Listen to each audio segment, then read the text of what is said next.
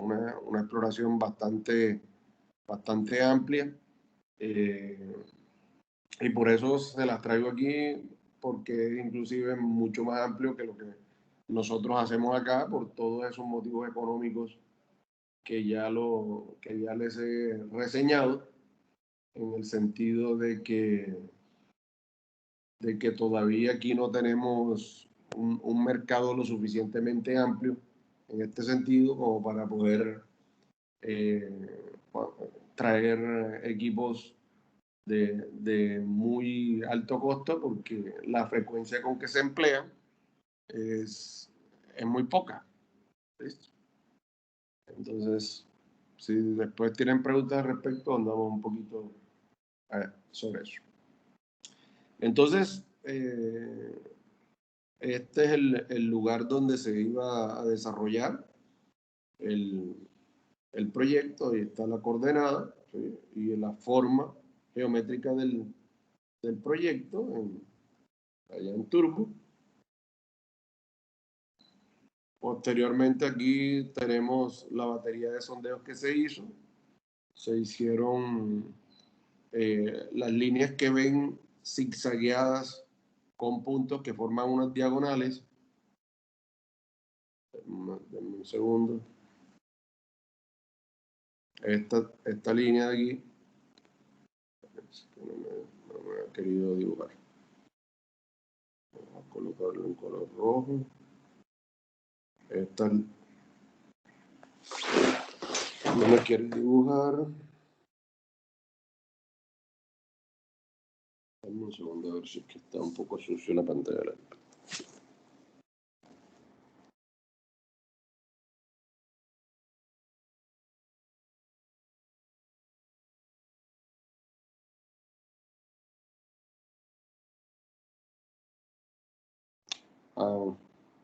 En esta aplicación que la tengo en libros, como que no me permite dibujar cuando estoy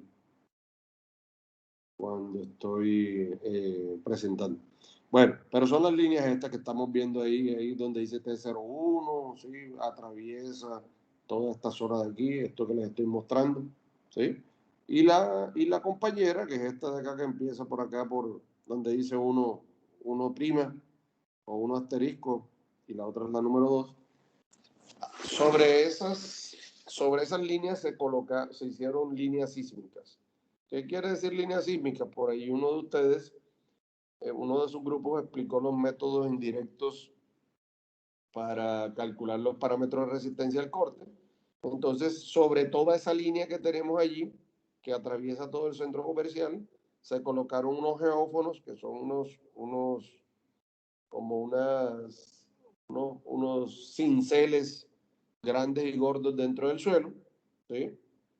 Se hizo primero una línea, entonces esos cinceles van unidos a unos cables. Los compañeros que explicaron eso lo explicaron, hablaron sobre eso. Entonces sobre esa línea se da un golpe a un elemento metálico. Es un aparato extremadamente sensible. Entonces lo que hacen los geófonos es captar esa onda. Voy a buscar una que sí me permita dibujar para explicarle un poco.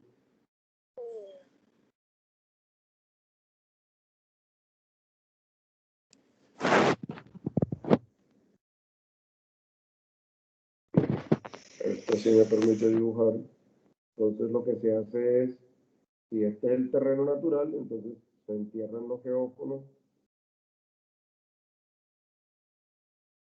que son como unas barritas dentro del suelo, van unidas a unos cables.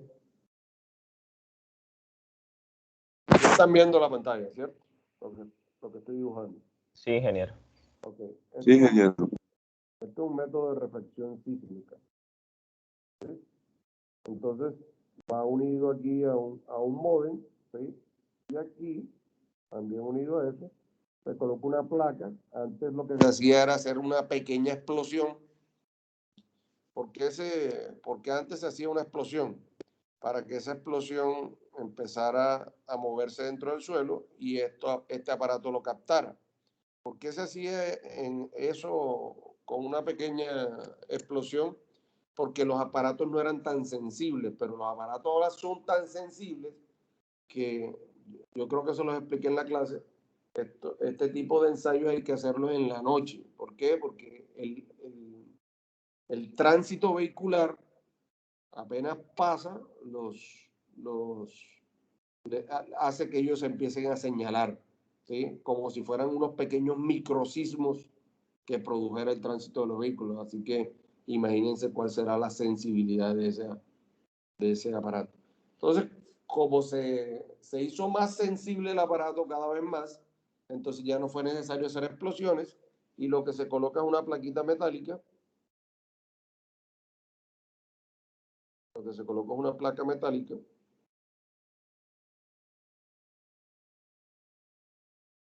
en un borde, ¿listo? Y se le da un golpe con una mora, ¿sí? Eso genera la vibración que antes generaba el, la explosión, ¿sí? Y la onda empieza a viajar y llega a este geófono. Posteriormente llega un poquito más tarde este geófono y así va llegando a cada uno de ellos. Y lo que se van midiendo, aquí, estos son distancias iguales entre geófono y geófono, distancias iguales, y se va tomando el tiempo en cada uno de los geófonos, ¿sí? Para determinar la velocidad con que las ondas están atravesando el suelo. ¿Cuál es una de las ventajas de esto? Que teniendo, no es directamente así, pero teniendo la distancia y teniendo el tiempo, se calcula una velocidad de recorrido de la onda, ¿sí? Lo cual, como estas son ondas de compresión, porque son una onda que se generó por un choque, la emiten, entonces digamos que un poco cuando la onda va pasando por el suelo, exagerando la nota, si una partícula de suelo era así, cuando le pasa la onda trata de comprimirla, entonces la partícula momentáneamente va a adquirir como esta forma cuando pase la onda y se va a comprimir un poco, eso es, para mí es un poco exagerado y un poco relativo, pero entonces lo que sí es cierto es que el suelo va a oponer una, una resistencia al paso de esa onda sísmica. Y de acuerdo a eso va a estar va a ser la velocidad. Los suelos muy, muy duros y los suelos que no tienen fisuramientos, por ser un sólido sin alteraciones, entonces van a tener velocidades de onda bastante altas, ¿correcto? Mientras que aquellos suelos llenos de agua, el agua va a servir de amortiguamiento, va a retrasar un poquito la onda.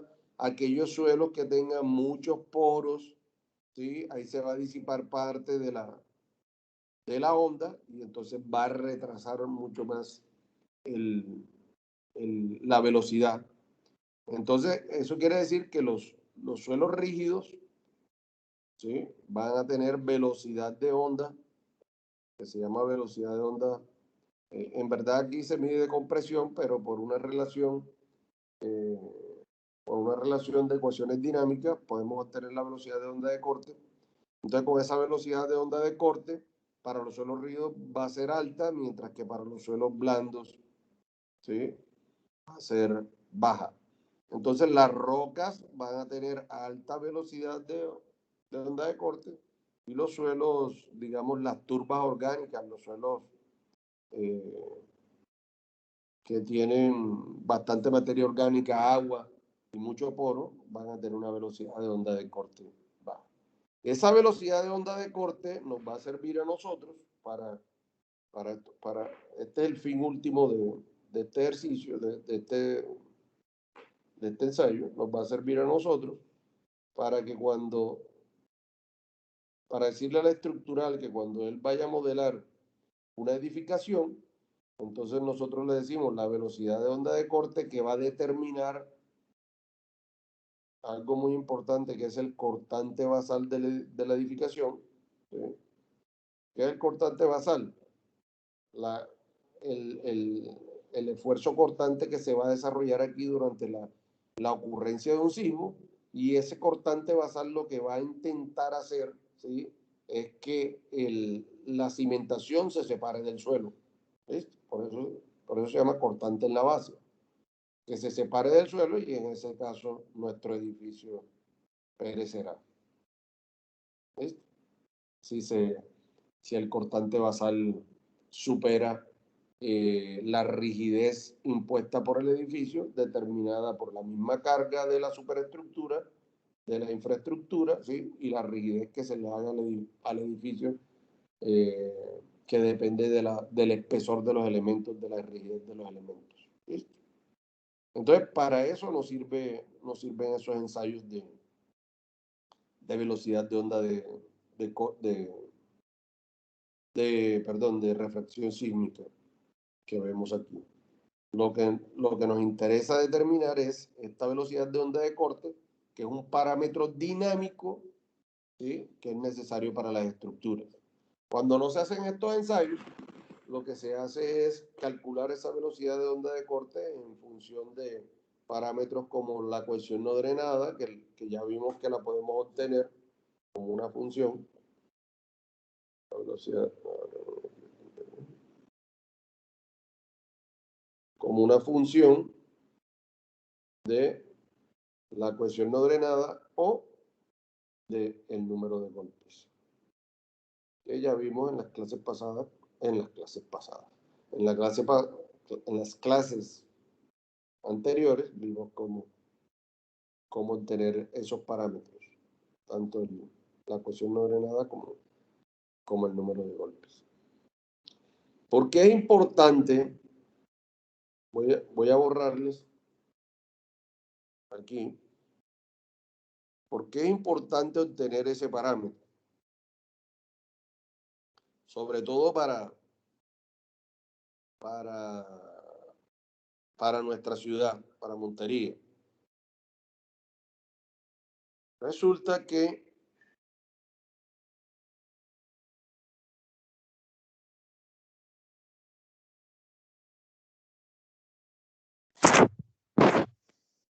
hacer un break aquí.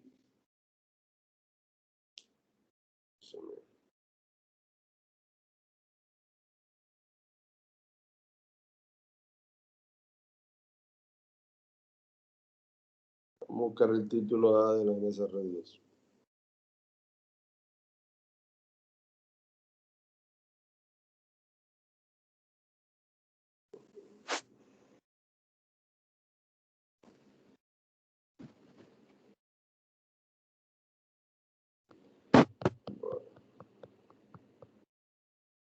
Aquí en el título A de la NSR10 ya ustedes debieron ver esto en análisis de estructuras. Creo que un poquito les mostré una vez, no sé. Entonces,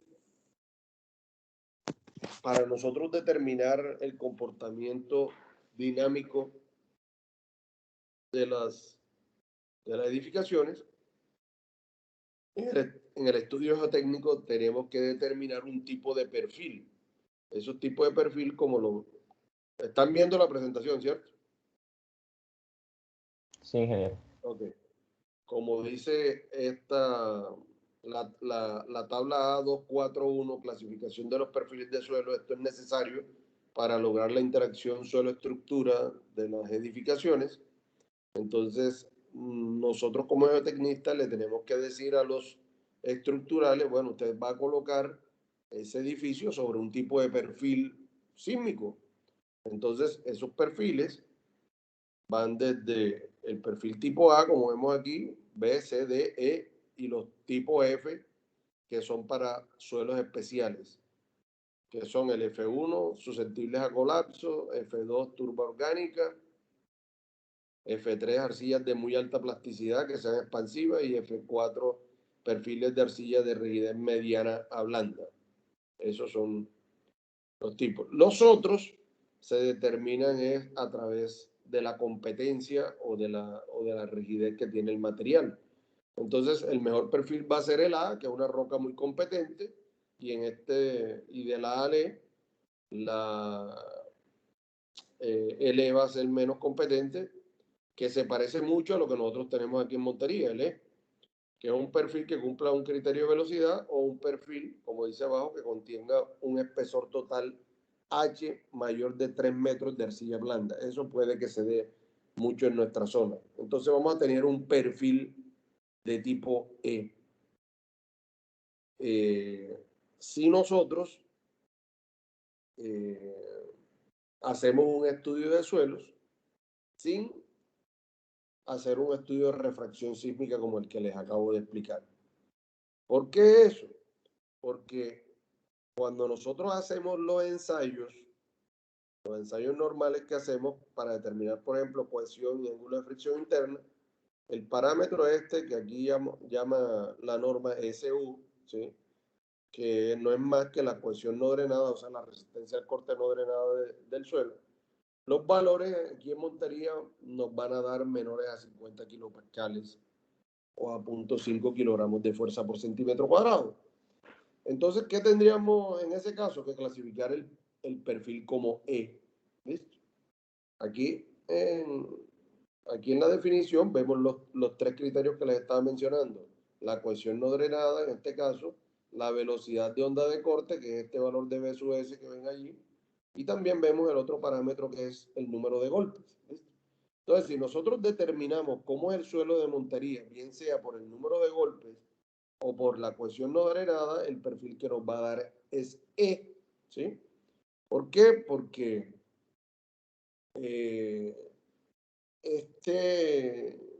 esta norma, ¿sí? Es hecha bueno, para contarles, si ustedes van alguna vez a una reunión de la Sociedad Colombiana de Geotecnia, esas reuniones o esas exposiciones que hacen, el 95%, el 90%, digamos, de los integrantes son bogotanos, ¿correcto? Después de eso hay como un 5% de paisas, y de pronto estoy diciendo mucho, y el otro 5% es del resto del país.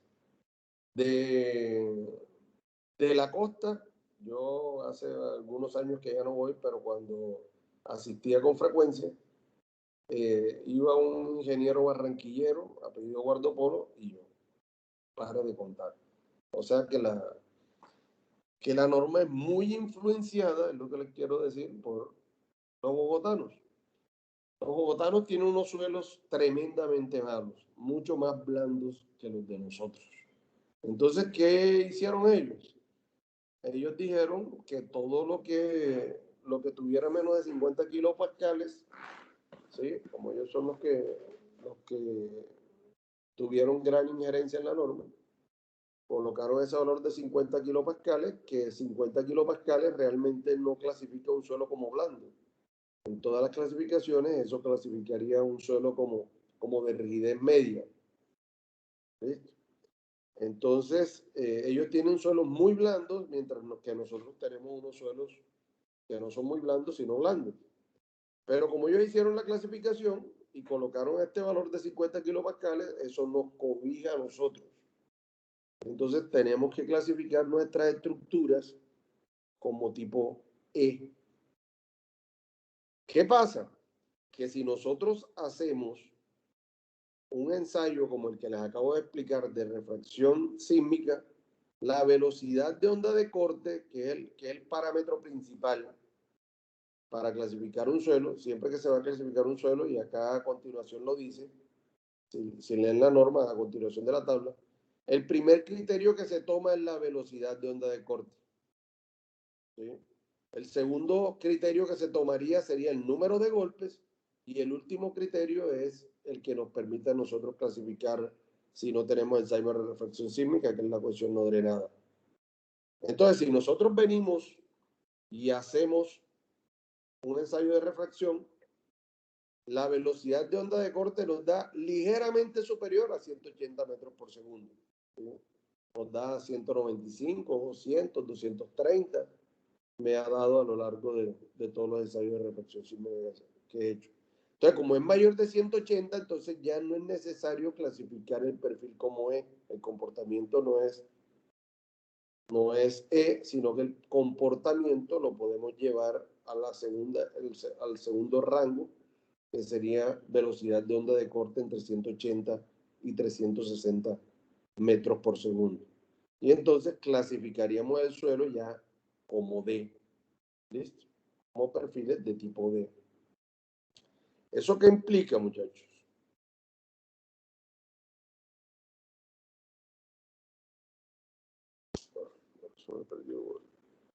Eso implicaría que si yo paso de un perfil tipo E a un perfil tipo D, significa que para un perfil tipo E yo tenía que hacer una estructura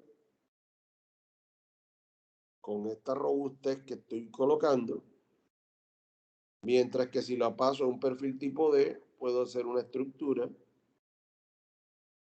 un poco menos robusta. Entonces, la cantidad de concreto, ¿sí?, y la cantidad de hierro, ¿sí?, va a ser menor.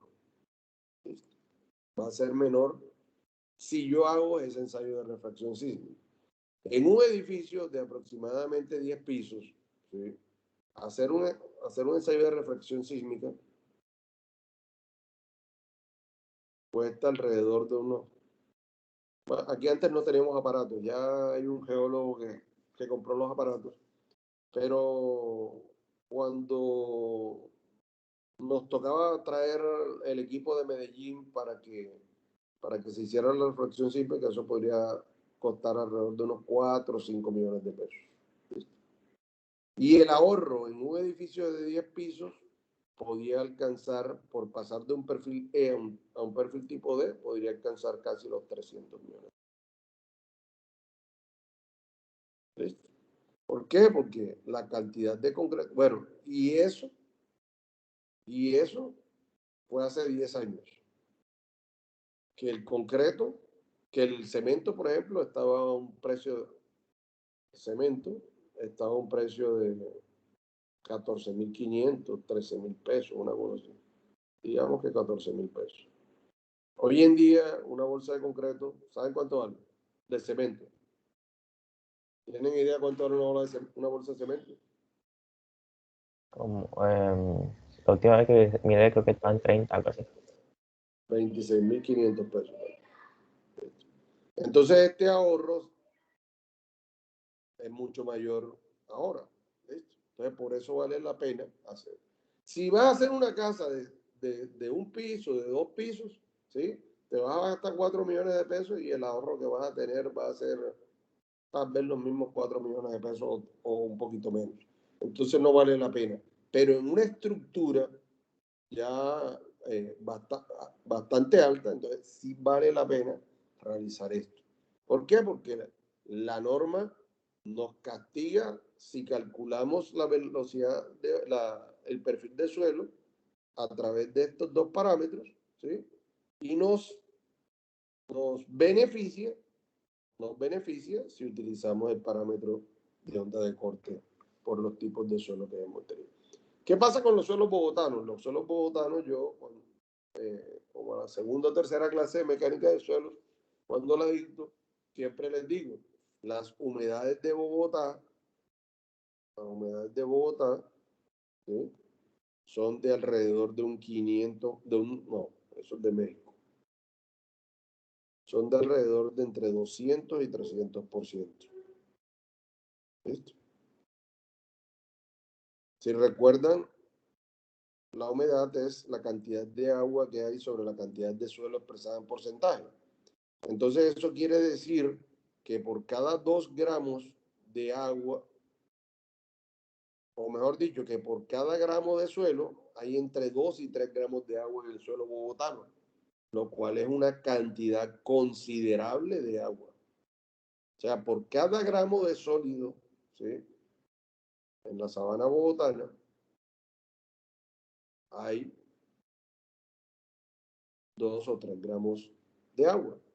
En Montería no es así. En Montería las humedades son entre el 30 y el 40%.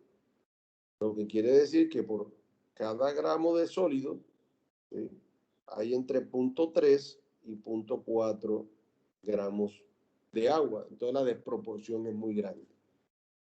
Los edificios en, en Bogotá experimentan grandes asentamientos.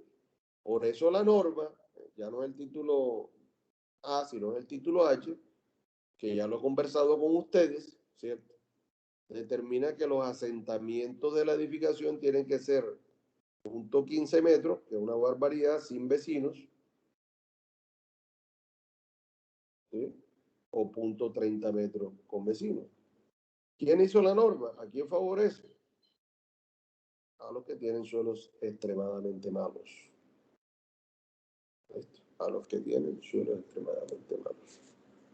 Todos los tecnistas por curarse de salud, allá en Bogotá hay edificios que se asientan 1 metro y pico. Entonces ellos, para curarse en salud, a pesar de que ya aprendieron que tienen que colocar cimentaciones muy robustas con pilotes, ¿sí?, entonces para curarse en salud colocaron valores bastante grandes de, de asentamiento para no, para no transgredir la norma. ¿Listo? Entonces, eso es lo que ocurre. Si tienen preguntas, con mucho gusto. Ingeniero, ¿por qué los suelos en Bogotá son tan malos comparados con los de acá de la costa? Se supone que acá estamos más cerca del agua. Eh, bueno, geológicamente tenemos la explicación de eso.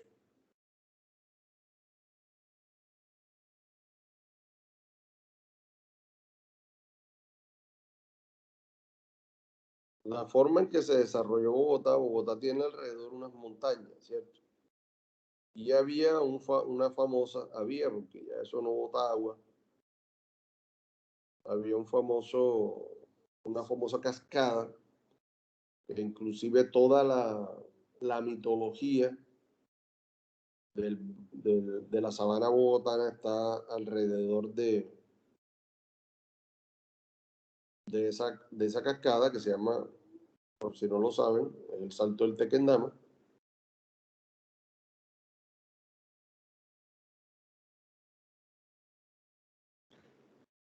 De ahí dice que ellos que originaron toda su cosmogonía, o sea, sus principales dioses. Eh, Dicen que Bochica, que es lo que equivale a Dios para la fe cristiana, fue quien hizo el salto de Tequendama para dar.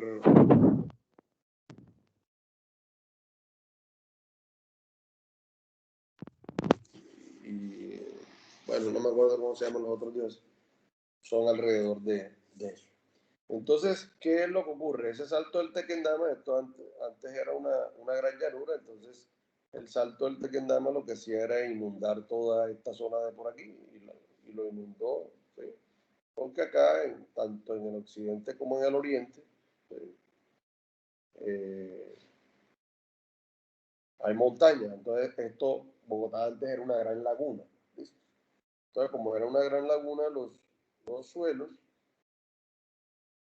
a pintarlas de este colorcito, los suelos quedaban arrastrados acá, erosionados por el salto y todo lo que traía de montañas arriba y demás.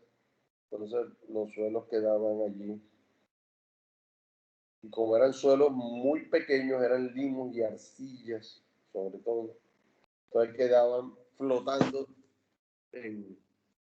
dentro de la sabana y se sedimentaban a una velocidad muy, muy, muy, muy, muy, muy, muy, muy baja, ¿correcto? Entonces, se sedimentaban tan lento que cuando ya llegaban acá, sí, empezaban a aprisionar agua entre ellos, quedaban grandes cantidades de agua aprisionada, y así se fue formando y se fue levantando poco a poco el valle, ¿sí? Hasta que finalmente, por acción antrópica, la primera vez que yo fui a Bogotá fue en el 78, hace 42 años, y ya el salto no existía. O sea, esto poco a poco el hombre fue interviniendo y se acabó el salto, entonces no siguió el proceso. Entonces la sabana de Bogotá se fue levantando y entonces la sabana de Bogotá es prácticamente así como te lo estoy dibujando. Niveles freáticos altos, ¿sí? Partículas de suelo, pero que tienen una alta porosidad y llenas de agua. Entonces, además de eso, como las depositaciones eran tan lentas, ¿sí? Se formaban un tipo de estructuras como este tipo, ¿sí? Que realmente no se autocompactaban las unas con los otros. Lo que no pasa en el Valle del Sinú, ¿sí?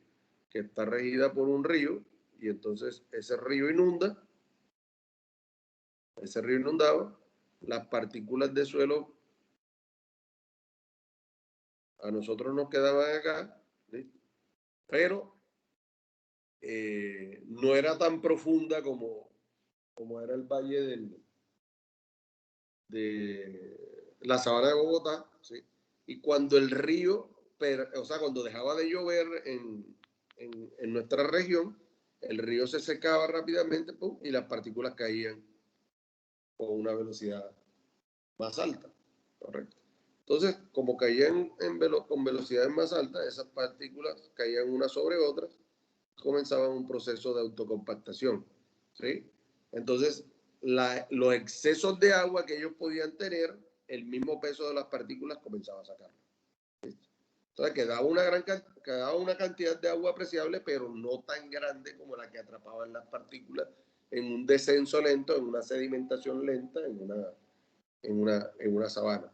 Entonces, ese hecho, ¿sí? Y que obviamente aquí había una inundación, y yo me imagino que esas inundaciones serían por muy altas de 10 metros.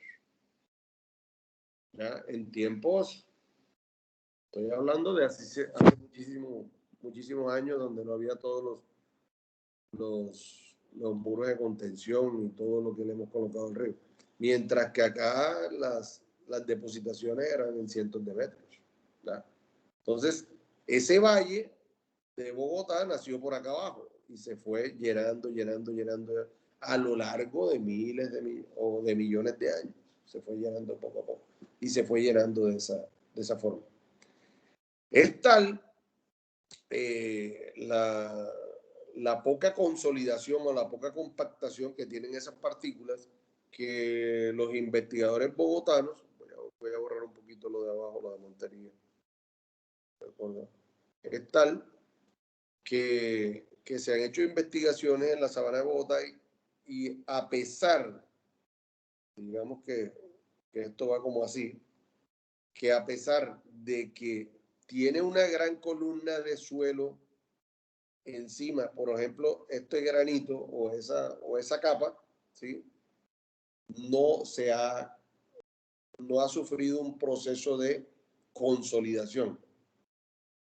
Les explico un poco, porque creo que ya ese término lo deben manejar. Si yo tengo un suelo, digamos como ese que hablamos de Montería, y le pasa por encima una inundación de 10 metros, ¿sí? Esa inundación de 10 metros, el agua pesa. El agua pesa 1 tonelada por metro cúbico. Quiere decir que esa agua va a generar aquí sobre este suelo una presión de 10 toneladas por metro cuadrado. O sea, 10 metros de agua generan una presión de 10 toneladas por metro cuadrado. Cuando la inundación se va, ¿sí? Digamos que la inundación duró como con el fenómeno de la niña de 2010, duró casi un año, 8 o 9 meses sobre el suelo. Entonces, este suelo de aquí, ¿sí?, queda compactado, el suelo de acá abajo queda compactado por esta presión que se generó aquí. ¿Sí? Entonces, este suelo es más rígido que lo que estaba antes. ¿Por qué? Porque sufrió un proceso de consolidación. Eso se llama preconsolidación, que es el tema que vamos a ver a partir del lunes. Bueno, yo creo que es el miércoles porque ya me estoy extendiendo mucho aquí hoy. Entonces este suelo queda preconsolidado en esta zona de aquí. La depositación aquí es tan lenta y deja tantos poros, unos como otros, que prácticamente las partículas en la sabana de Bogotá están flotando. Y al estar flotando, quiere decir que estos granitos de suelo que le caen encima realmente no están, por decirlo de alguna manera, no están aplastando los de acá abajo. Entonces ellos no se consolidan. ¿Sí? Entonces, toda esa sedimentación que se produjo en condiciones muy acuosas es la que hace que esos suelos sean tan blandos. ¿Por qué? Porque tienen un 66%, ¿sí?, de agua y solamente un 33% de sólido. ¿Eso por qué se produjo? No nos explica la geología. ¿Sí? La forma en que se producen los suelos, ¿sí?, es supremamente importante. Entonces, la geología y la geomorfología de esta zona hizo que los suelos se constituyeran, se crearan de esta manera. Entonces, todas las edificaciones que ustedes vean viejas en Bogotá y al lado le colocan un edificio nuevo, ese edificio va a empezar a comprimirla y va a producir unos grandes daños en la estructura vieja debido a esa gran compresibilidad y a esa gran cantidad de poros y de agua que tiene el suelo. ¿Quedaron satisfechos con la respuesta? Entonces, es por la forma como se constituyeron los suelos. Los suelos prácticamente aquí tienen un peso, ¿sí?, pero están flotando. O sea, como vimos en las clases esas de las piscinas, tienen un empuje muy grande que realmente no hacen que se compacten cuando se van colocando uno sobre otro. Son partículas flotantes. Entonces, creo que les dejo una idea corta.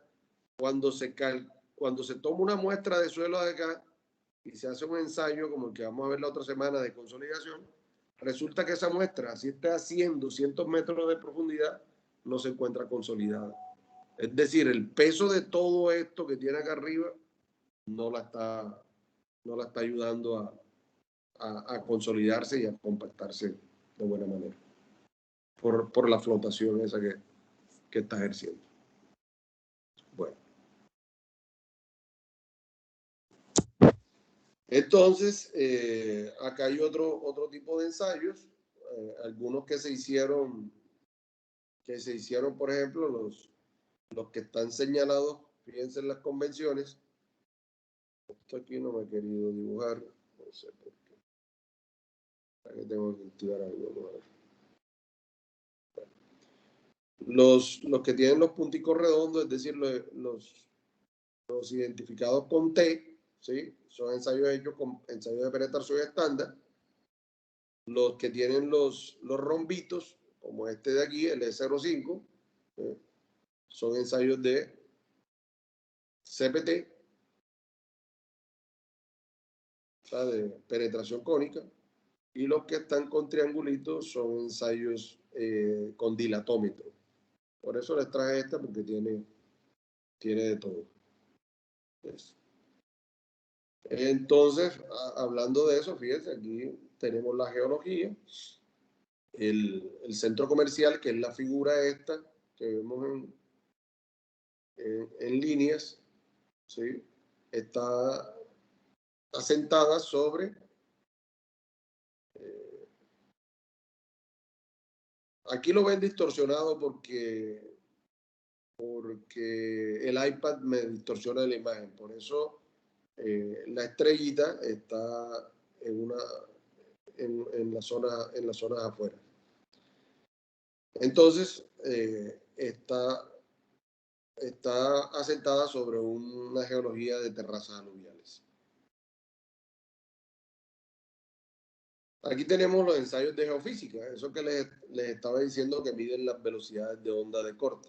Entonces fíjense que las velocidades de onda de corte me las está midiendo en profundidad, se mide hasta, la norma exige medirlas casi hasta 30 metros de profundidad para poder obtener un perfil completo sísmico.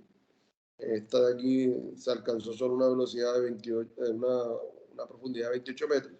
Pero fíjense que tenemos velocidades de ondas de corte bien bajas en la región esa de Turbo. 100, 144, aquí ya va subiendo, pero ya va subiendo a partir de 10 metros, de 10 metros de profundidad. Muy seguramente esta velocidad de onda de corte va a ser menos de 180 metros por segundo y va a clasificar el suelo como tipo E, de acuerdo a lo que vimos acá. Como tipo E son velocidades de onda de corte de menos de 180 metros por segundo. Para calcular, porque vamos a tener varias velocidades en profundidad, se emplea esta formulita que tenemos por acá, pero de golpes, este está por acá,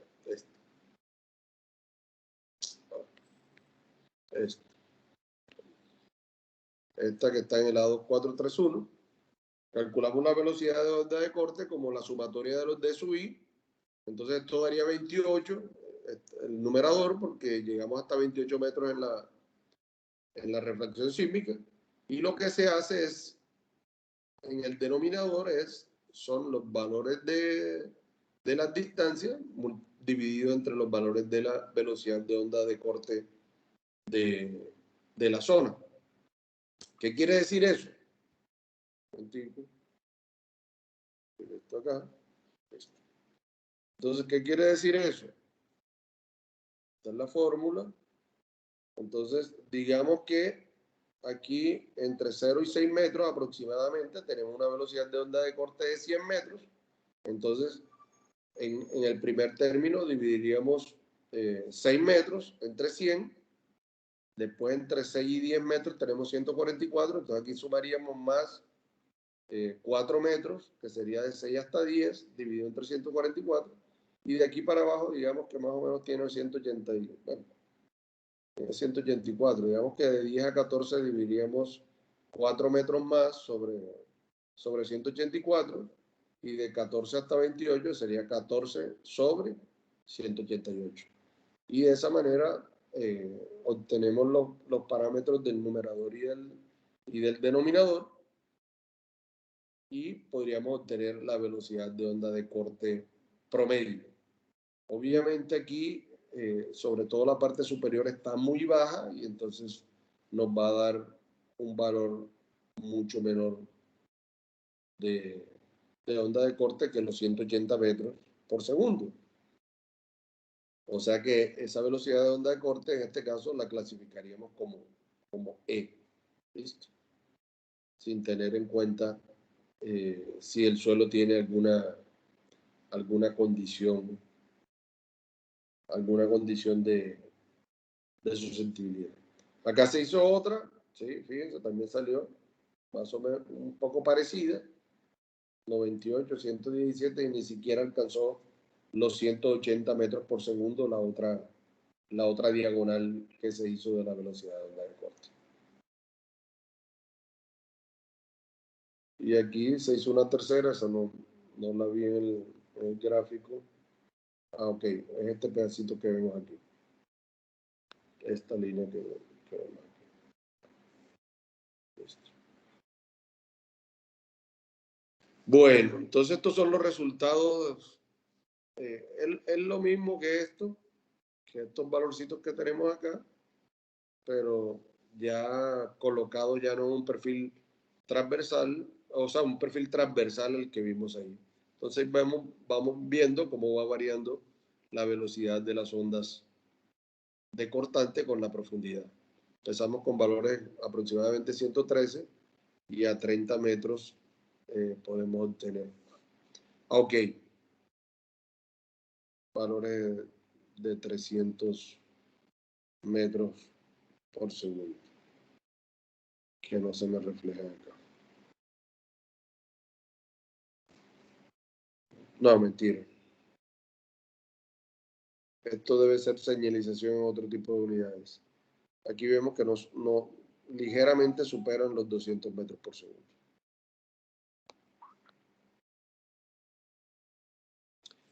Acá tenemos el resultado de valores de penetración estándar que se hicieron, ¿sí? Que vienen representados por los triangulitos estos que vemos aquí. ¿Sí? Eso quiere decir que el perfil varía acá 0 a 15 golpes, 30 golpes, saca hasta 6 metros.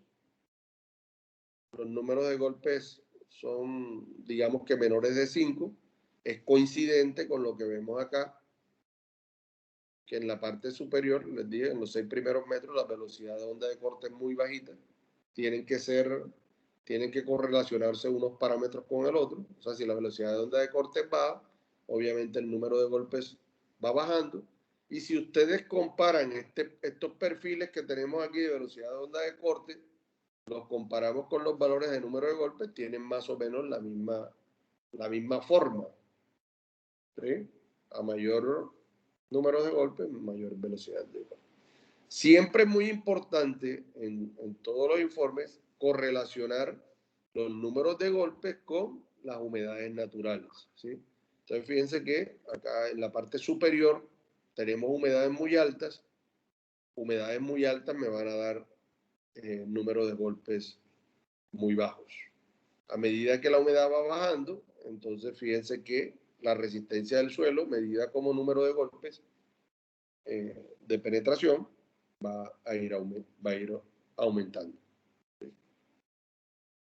Lo que tenemos acá ya son clasificaciones del suelo, de acuerdo a las muestras que se recuperaron. Se hacen ensayos de granulometría, se hacen ensayos de límites de Atterberg y se clasifican los suelos. Esto es más de lo mismo, más de lo mismo. Acá tenemos ensayos ya de granulometría. Aquí hay varios ensayos de granulometría. Hay 4 curvas, lo que quiere decir que aquí colocaron cuatro muestras para hacerle los ensayos. Y fíjense que aquí vemos que estos ensayos se realizaron sobre todo a gravas y arenas. ¿Cierto? El tamiz que divide las gravas y las arenas de los limos y la arcilla es el tamiz número 200 y no hay partículas en esta granometría, aunque esta granometría sigue. Entonces nos está identificando suelos arenosos y suelos gravosos. Esto es un poco más de lo mismo. Entonces aquí tenemos también 4 ensayos de compresión inconfinada. Cada una de esas curvas que vemos allí, ¿sí? Son ensayos de compresión inconfinada. Les hago una pregunta, a ver si me han prestado atención. Esos suelos que están allí, ¿serán suelos duros o serán suelos blandos? De acuerdo a esas gráficas que ustedes están viendo allí. Blando, ingeniero, ¿Por qué? porque la velocidad baja. ¿Por qué? Por, ¿Por qué? ¿Quién me explica por qué son blandos? ¿Por qué a primera vista son blandos?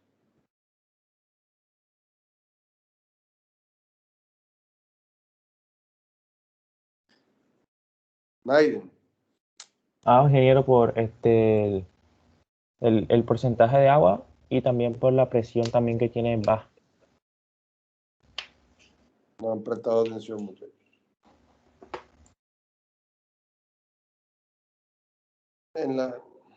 Se los he repetido como 4 veces y en la clase anterior vimos.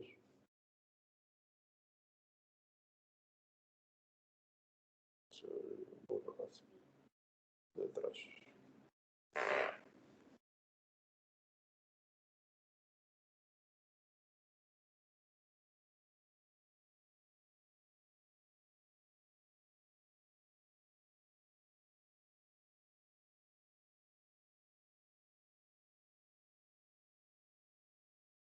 Okay.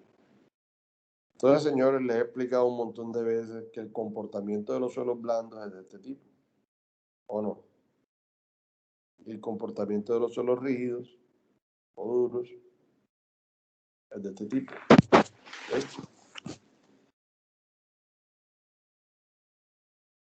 Entonces, si nosotros vemos ese comportamiento,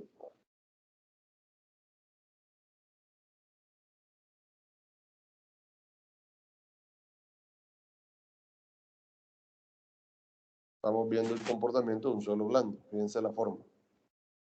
¿Listo? La forma de las curvas se asemeja a suelos que se comportan de forma dúctil, no de forma frágil. ¿Listo? Bueno.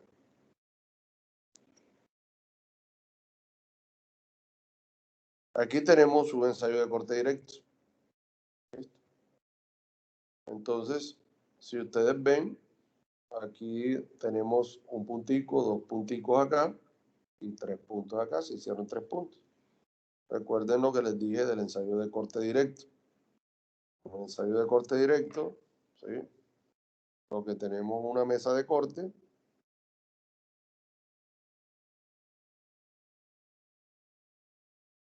Se lo señalé en la clase pasada. Aquí tenemos una muestra de suelo. ¿Sí?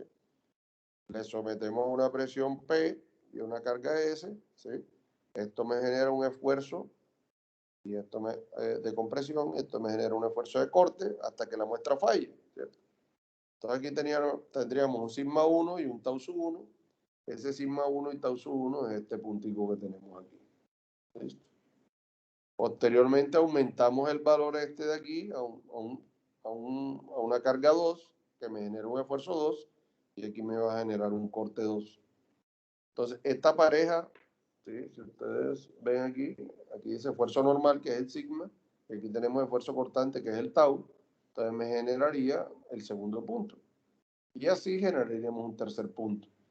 De tal forma que esos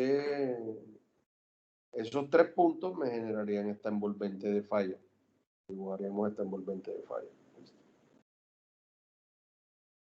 Entonces, fíjense que ya con en este suelo, si nosotros observamos aquí y nos vamos otra vez a lo que les estaba señalando acá, en esta gráfica. Entonces, el suelo con un confinamiento bajito se comporta como un suelo blando, pero a medida que le voy aumentando el confinamiento, esta carga de acá, ya su comportamiento empieza a ser como de un suelo rígido. ¿Sí? O sea que el confinamiento va a ser ingerente o importante en el comportamiento del suelo. Si tengo una carga de aquí normal, bajita, se va a comportar como suelo blando, pero si le voy aumentando esa compresión, entonces se va a comportar de manera diferente. ¿Listo?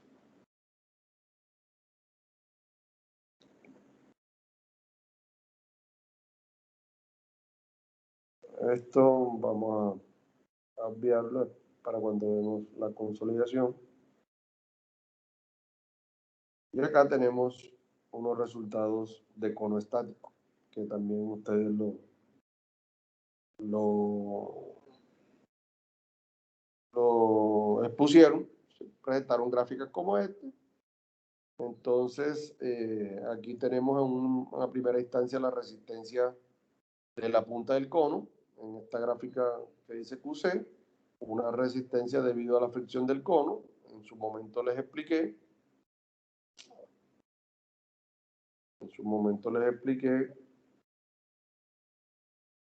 que el cono es más, tiene una parte y acá tiene el conito.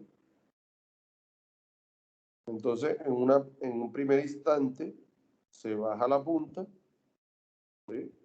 Esa bajada de la punta me va a dar la resistencia de la punta y después el vástago que tiene alrededor baja, ¿sí? Y eso me va a dar la resistencia por fricción.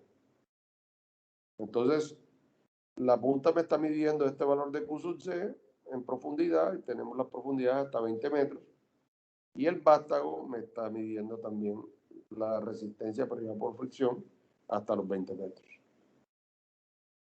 Y aquí obtenemos el valor de fricción que sus compañeros les dijeron cómo hacerlo. Entonces, estos son los resultados de un ensayo de cono. Entonces, fíjense todo lo que se hace para obtener de forma muy detallada. Estos son los resultados, por último, de un dilatómetro.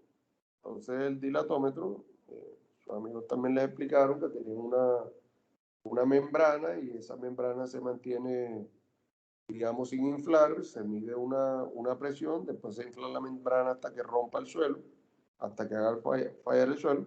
Y fíjense todo lo que nos puede dar este ensayo, nos puede dar el índice del material, y el índice del material nos determina si el suelo, fíjense, de acuerdo a los índices de material, porque no tenemos de ese ensayo, no recogemos muestras para clasificación, nos indica si el suelo es arcilla, si es limo y si es arena. ¿Qué faltarían? Las gravas. ¿Por qué? Porque este aparato, como dijeron los que pusieron, no sirve para este tipo de suelos. Entonces, fíjense, empezamos con un material que se comporta como un limo, después empieza un comportamiento arcilloso, después vamos a tener una capa de arena hasta el final. Bueno, disculpen, de limo y arena, que fue lo que realmente dio una mezcla de limo y arena, lo que indica que no es exactamente, o bueno,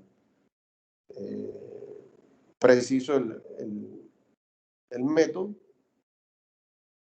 pero sí determina que hay zonas un poquito más arenosas que limosas. El suelo que dio en esa parte de ahí fue limo arenoso. Entonces, para eso nos sirve el índice del material. Aquí obtenemos los módulos que nos sirven para calcular asentamientos. Ahora que veamos esa parte, vamos a ver. Entonces, aquí tenemos los módulos contrastados elásticos. Nos mide la resistencia no drenada del material y nos los mide en las zonas arcillosas. Fíjense, en esta parte superior, en donde vemos que es una zona arcillosa o limosa, ¿sí? Y empieza a ser segmentada porque hay unas zonas que se van más hacia zonas arenosas. Esas zonas arenosas no se les puede medir la resistencia no drenada porque las arenas no tienen resistencia no drenada por su permeabilidad. Mide el esfuerzo horizontal, ¿sí? Vimos un poco eso, los valores de esfuerzo, los casos A, los casos B. Por último, mide la resistencia de las ondas de corte. Entonces, vemos que es consistente el dilatómetro con lo que vimos en la refracción sísmica. Las velocidades de onda de corte son menores de 200, aproximadamente hasta 12 metros, y después están alrededor de 200. Entonces, este es un aparato muy versátil. Ingeniero, no está compartiendo pantalla. No estoy compartiendo.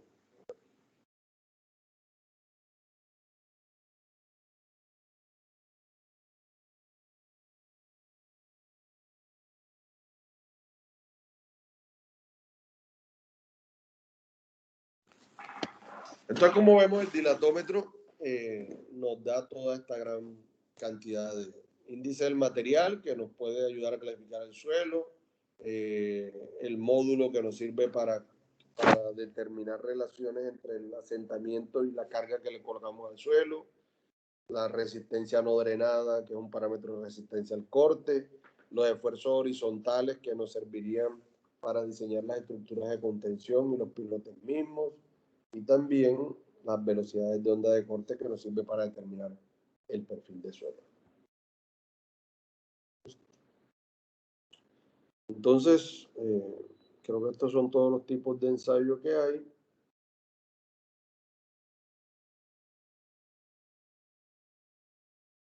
Entonces, fíjense que una campaña exploratoria, todos los tipos de ensayo que hay.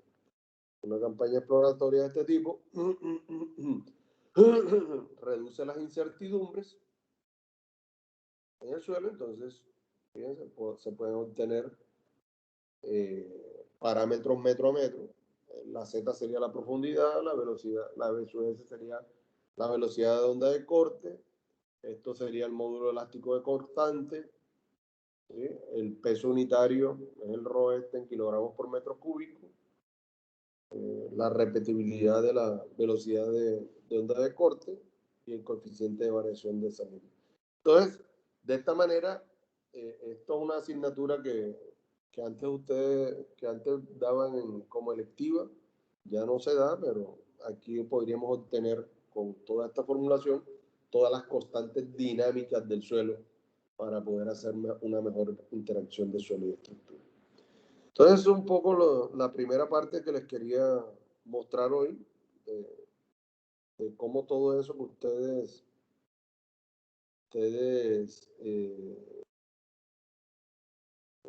expusieron sirve para poder hacer un buen análisis de suelo. Entonces aquí se presentan como los perfiles de suelo, de acuerdo a los diferentes ensayos que se hicieron, ya eso se los mostré, haciendo como unos cortes a ver cómo predomina en el suelo.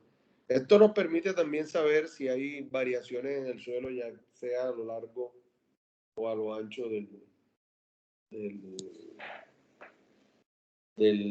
lote donde se desarrolla. Listo. Eso es un poco lo que les quería traer en esa parte.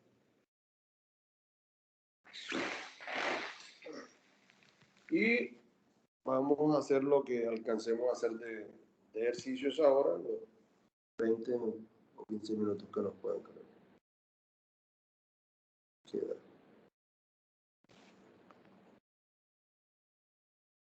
Listo. Ahí están viendo mi tablero, ¿sí? ¿Lo ven bien o se ve mal por la luz? Pues por ahora se ve bien, ingeniero. Sí, bueno, maravilloso. Vamos a hacer unos ejercicios entonces.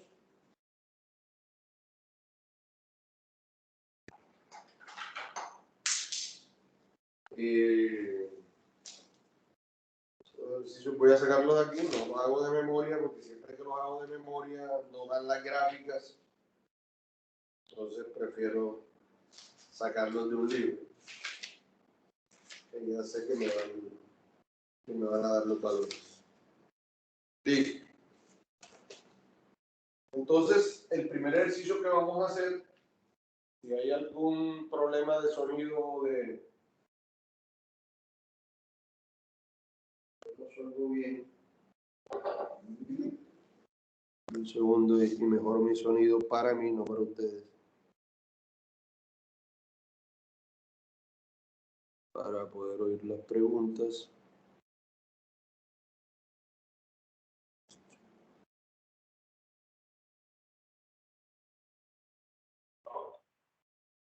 Bueno, señores, el primer ensayo que vamos a hacer es un ensayo de corte directo.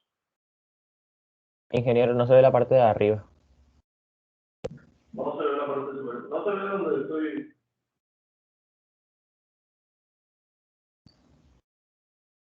Ahí se ve cuando puse la mano.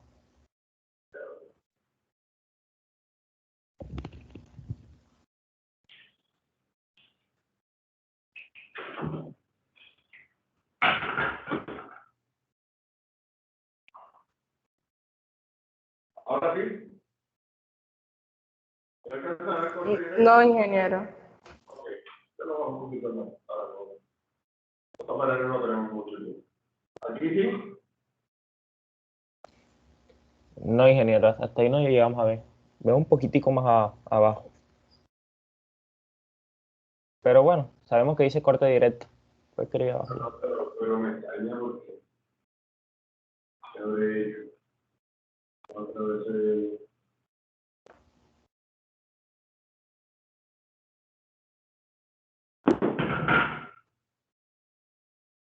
Ahora sí. O peor.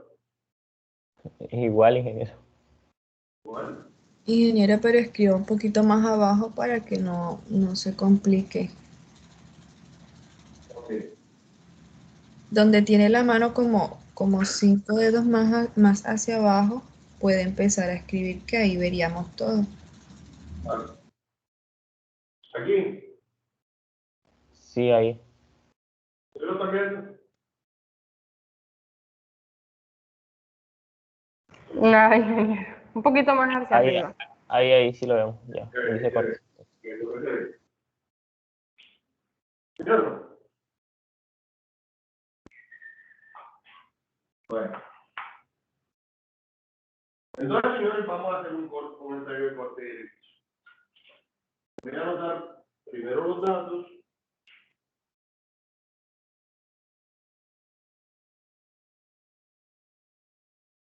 Entonces, digamos que se hicieron 4 pruebas y los resultados son estos. Digamos que la fuerza P, su I, en newtons, fue 90, 135, 315, 430. Y la fuerza S, su I, también en newtons,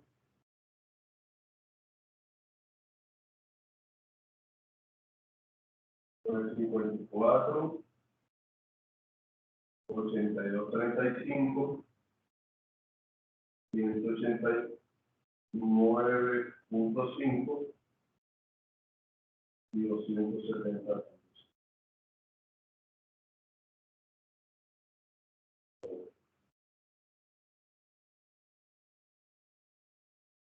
El área de la muestra es de 50 milímetros de pongo por 50 milímetros.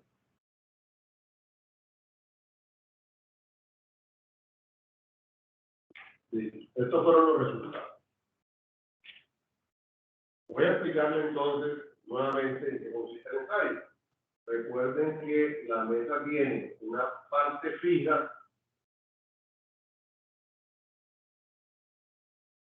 ¿sí? Y acá arriba tiene una parte móvil.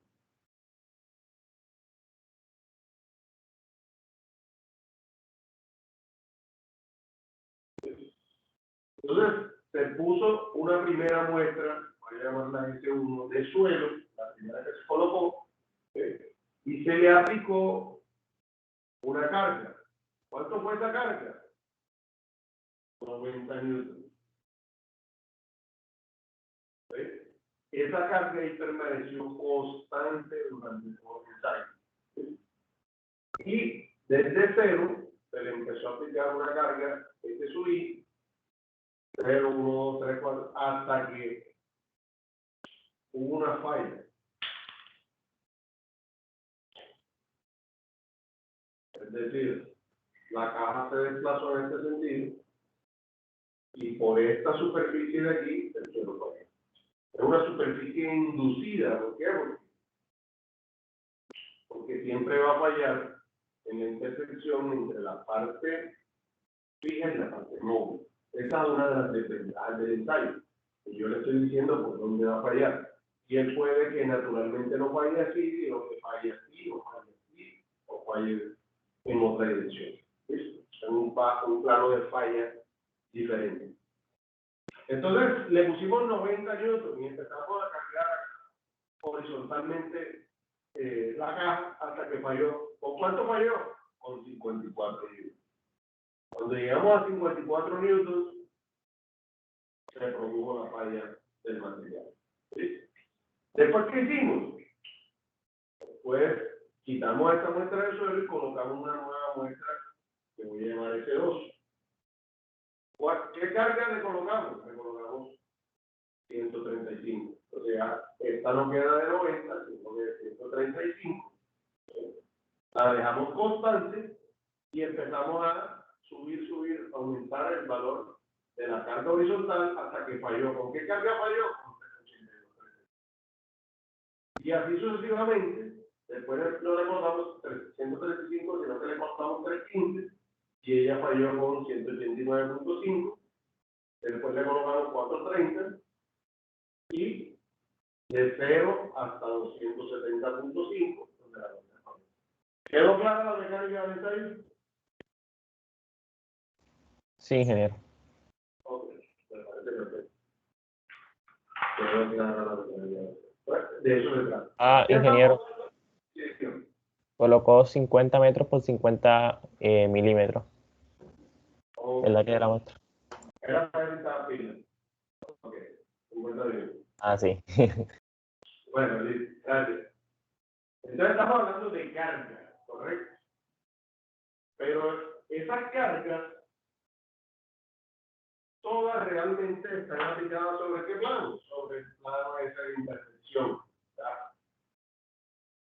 Sobre ese plano de 50 milímetros sobre 50 milímetros es que se me está desarrollando. Yo estoy aplicando, como bueno, pues donde va fallando. En el primer caso, 90 aquí sobre 54 acá. Sobre ese plano de 50 milímetros. Entonces, ¿qué tenemos que hacer? Tenemos que calcular los esfuerzos que se desarrollan aquí, tanto los esfuerzos a compresión, ¿sí? Como, vamos a redibujar esto de azul, como los esfuerzos de corte que se reproducen sobre esta. Entonces, ¿cómo hago eso? Si tengo la fuerza, tengo el área, yo puedo calcular el esfuerzo, ¿verdad? Y el esfuerzo es, si la carga es de compresión, el esfuerzo que voy a calcular es de compresión.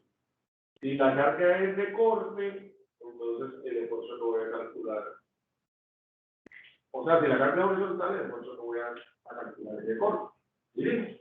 Entonces, ese es el siguiente paso que vamos a hacer. Dividir las fuerzas entre las áreas para calcular los esfuerzos.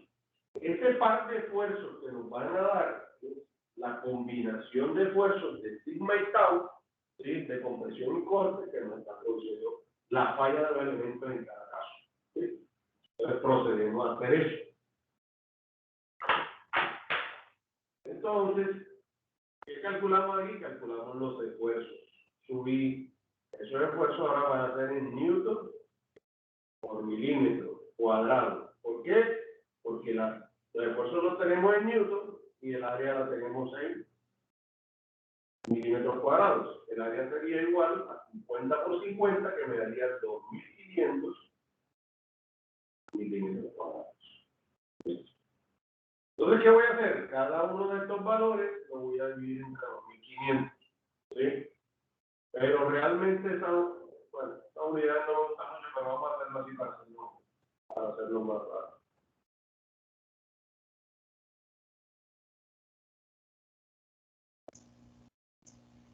La prueba número 1 da 0,036.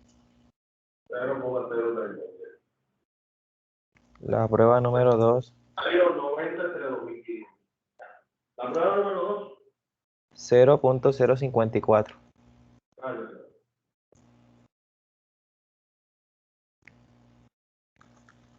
La prueba número 3, 0,126. Y la prueba número 4 da 0,172. 72. Sí. Sí. Ahora vamos para los de corte. Los de corte sería dividiendo las cargas horizontales entre los 2.500. Para la primera sería 0,0216.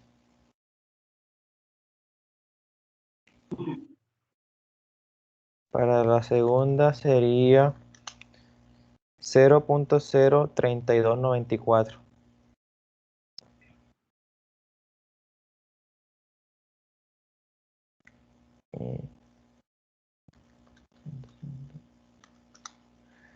Para la tercera sería 0,0758.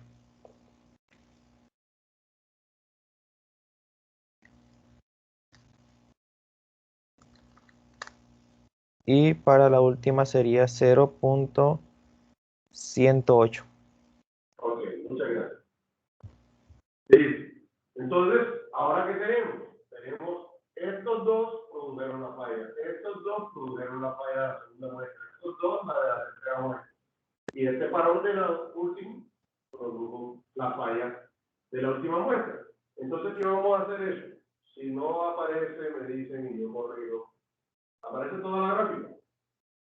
No, ingeniero.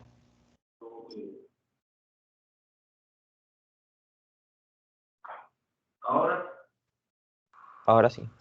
Sí, ingeniero, ahí sí aparece. listo, muchachos.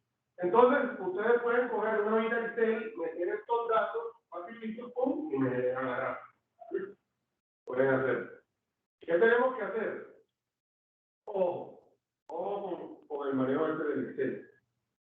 La escala en sentido vertical y la escala en sentido horizontal tienen que ser igual, porque esto es un procedimiento gráfico.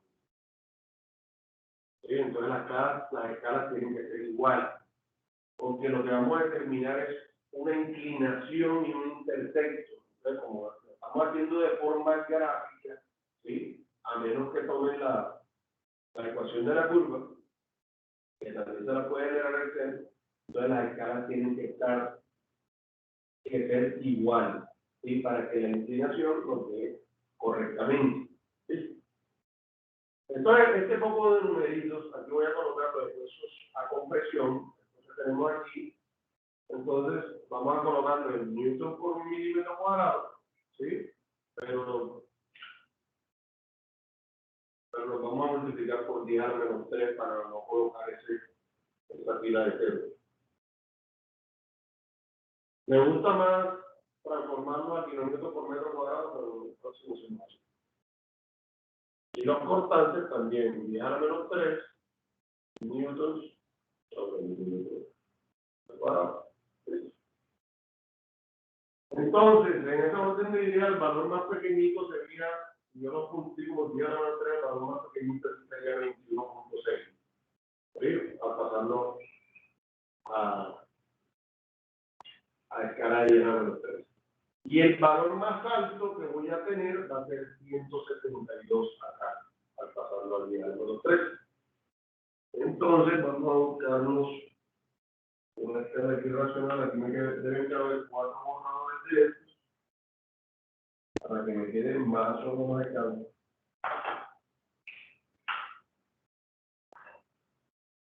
Entonces, yo voy a suponer que el 1050, el 10100, 150. Vamos para acá.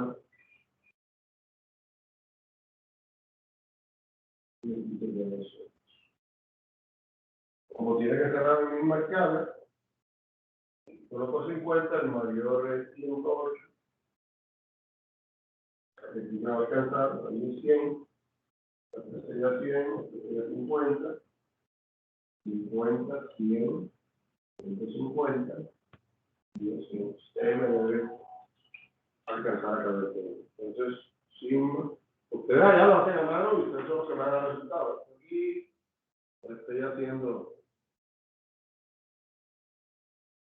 Por eso les dije que necesitamos reglas transportadoras. Entonces, vamos con el primer punto.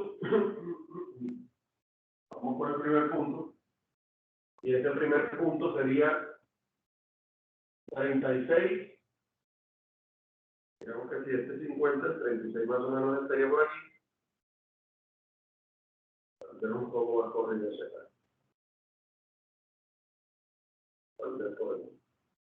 Digamos que está 36 contra 21.6.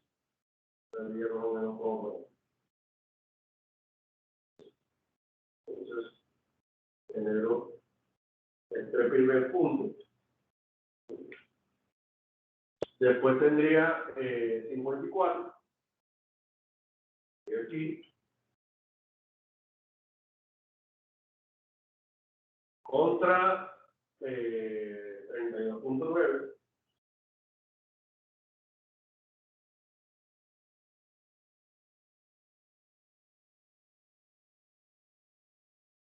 Y genero mi segundo punto. El tercer punto sería 126. Ya no vendría 250, bueno, lo pongo aquí. Contra 75.8.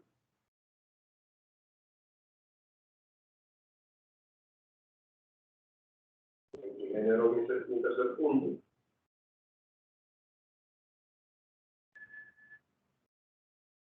Y el último sería 172, que es algo por acá.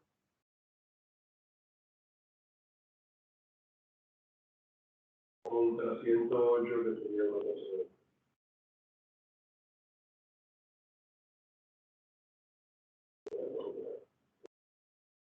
Entonces tengo mis 4 puntos.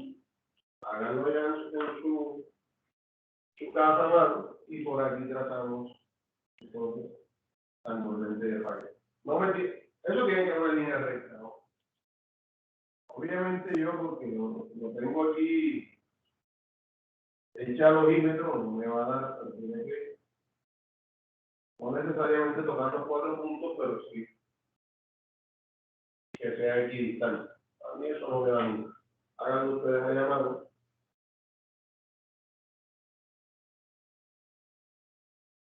Me van a decir cuánto es el valor de la inclinación. Si lo hacen a un lado. Entonces, necesitamos saber aquí cuál es el ángulo de fricción interna y si aquí da algún intersecto. Yo lo puse así que no me da ningún intersecto. No sé qué le digo. Hagan lo que cuenten. Sí, ingeniero, lo estamos haciendo.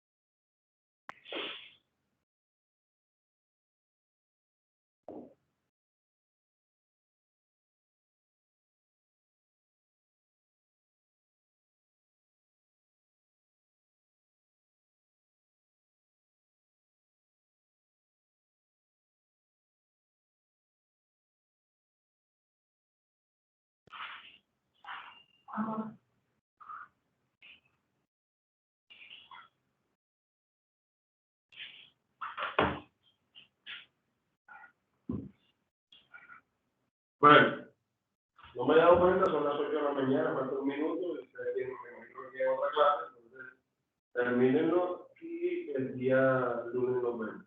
¿Ok? Ah, bueno, ingeniero. Que tengan un buen día, muchachos. Gracias, igualmente.